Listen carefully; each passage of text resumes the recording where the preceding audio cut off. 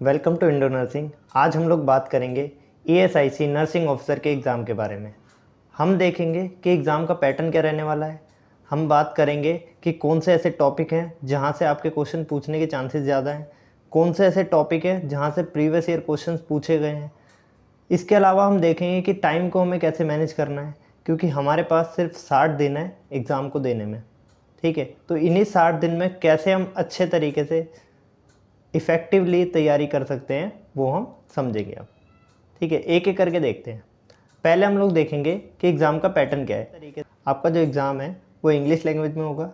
आपकी जो negative marking रहने वाली है वो 1/3 या 0.25 रहने वाली है। आपका टाइम ड्यूरेशन रहेगा वो 120 मिनट या फिर 2 आवर्स का रहेगा।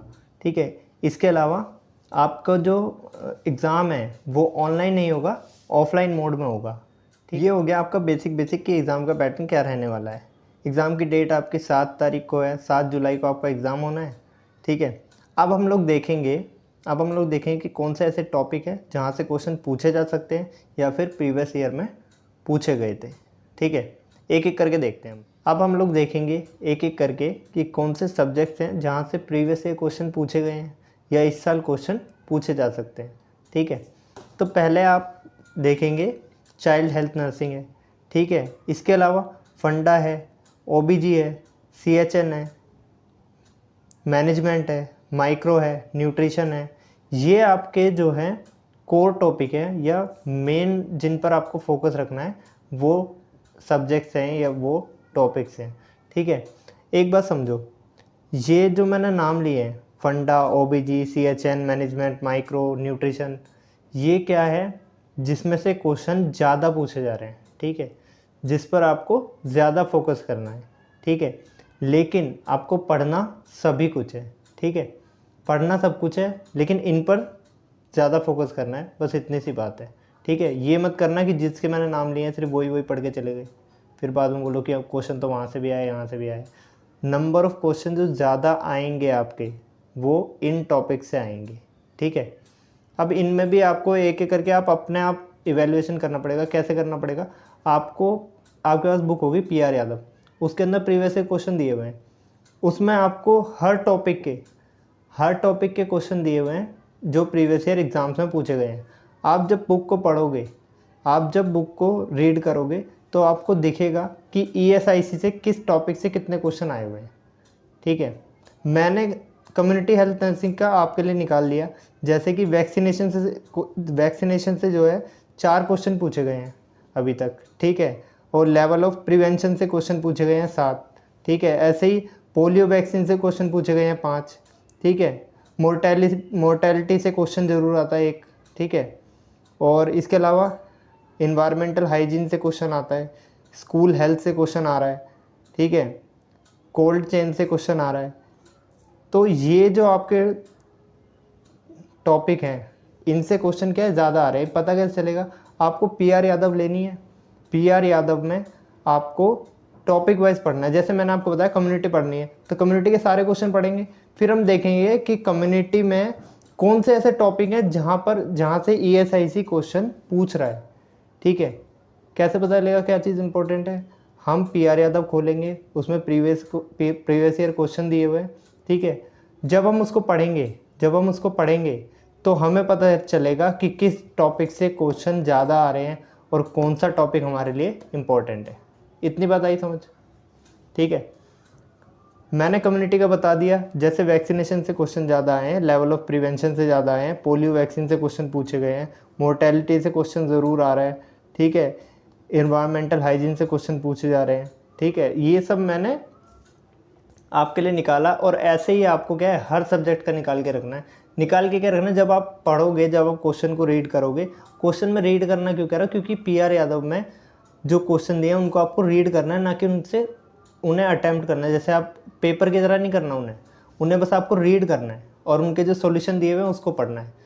क्वेश्चन रीड करना है, सॉल्यूशन पढ़ना है, क्वेश्चन रीड करना है, सॉल्यूशन पढ़ना है। इतना काम करना है PR यादव से। ठीक है, तो फिर टेस्ट कहाँ से करें? टेस्ट के लिए आपको टेस्ट सीरीज़ ज्वाइन करनी ही पड़ेगी। ठीक है, चाहे आप कहीं से भी करो, टेक्स्ट बुक की करो, नर्सिंग एक्सपर्ट की करो, नर्सिंग नेक्स्ट लाइफ करके कुछ है वहाँ से करो।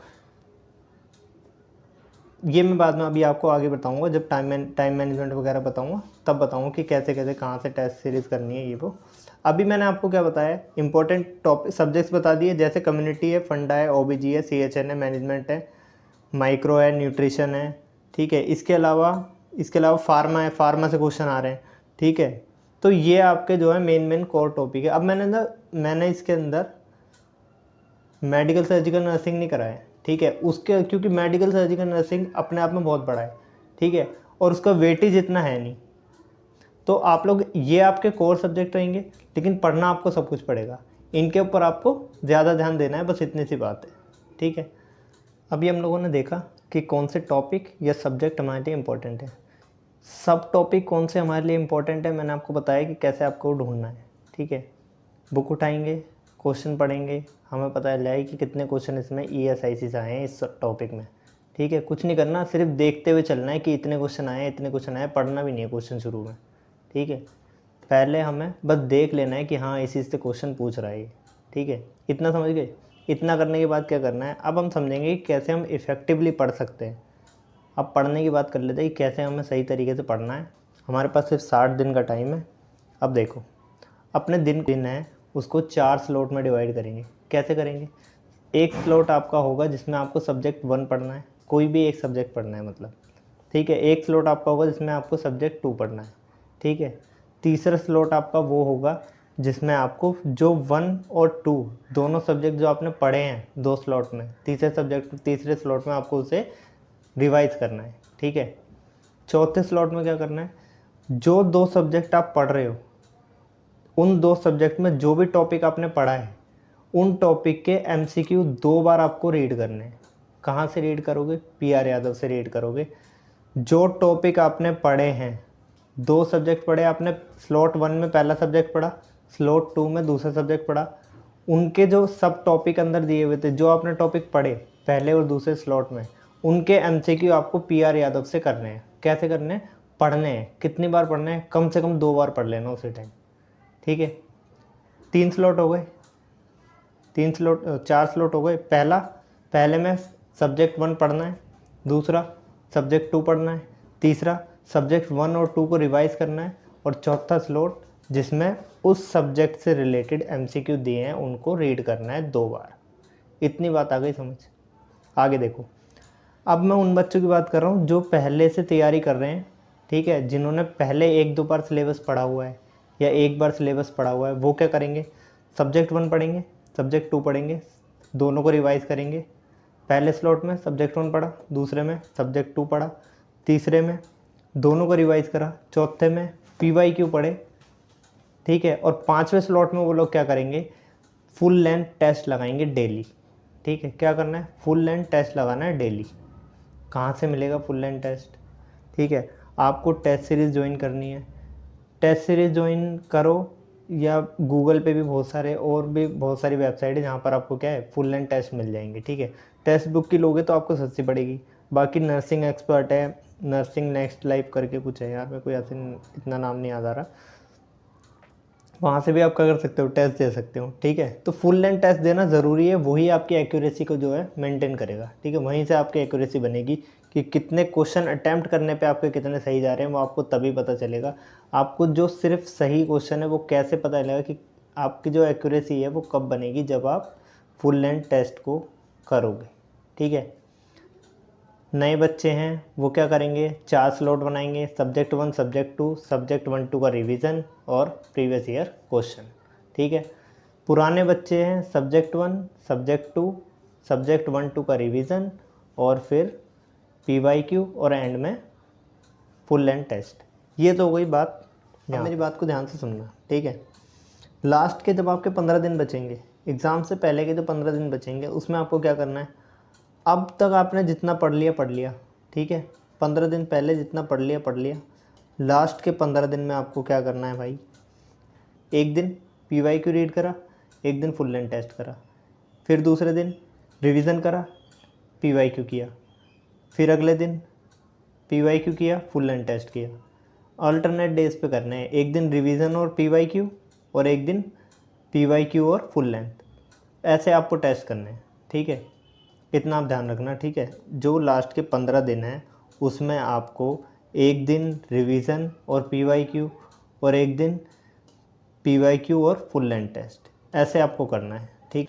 पीवाईक्यू सारे पढ़ लेने हैं, कम से कम 4-5 बार तो पढ़ लेने हैं, ठीक है। तो पीवाईक्यू पढ़ने, फुल लेंथ टेस्ट करना है, एक दिन रिवीजन करनी है और पीवाईक्यू पढ़ने हैं, ठीक है। इतनी बात है समझ। जैसे ही एडमिट कार्ड आ जाए, जैसे ही पता चल जाए कौन सी शिफ्ट में पेपर है, उसी दिन से जो टेस्ट करना है वो एग्ज़ाम टाइम पर ही करना है, घर पे भी, ठीक है। बस अब ये आपने स्ट्रेटजी वीडियो देख ली है, ठीक है। अब ऐसा मत करना कि पूरा दिन बैठ के अलग अलग स्ट्रेटजी वीडियो देखे जा रहे हो, ठीक है, क्योंकि टाइम बहुत कम है। 7 तारीख को पेपर है तुम्हारा, तो अब पूरे तरीके से पढ़ना शुरू कर दो, और जो मैंने बताया बस वैसे ही पढ़ो, बाकी अपना दिमाग लगाओ भाई थोड़ा सा। Thank you.